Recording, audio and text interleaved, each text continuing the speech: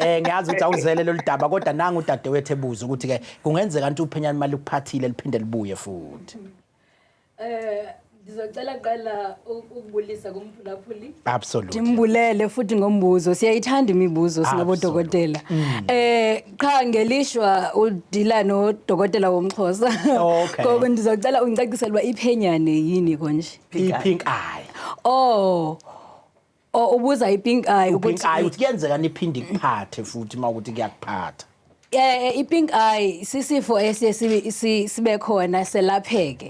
Siphinde futhi emveni kokuhamba kweminyaka kodwa. Abuya njengomkhuhlane. Njengomkhuhlane. Ukuba ngabe uyaphinda futhi wachayeka kule ntsholongwane eyenza lophenyane. Uyaphindela uyakwazi ukuphinda aphinde abuyele. Absolutely. Hayi ke ndiyathemba uyive kahle. Lapho ke wenqobile icace bha ukuthi ke icishe ibe nje njengomkhuhlane kuyenzeka ikuphathe kuthi emva kwesikhathi futhi mhlawumbe iphinde ibuye ikuphathe kodwa ngiyazi ukuthi ke mawuye eclinic bengakuchazela kangcono nangemigomo ekhona yokuvikela nazo zonke izinto ongavikeleka ngazo.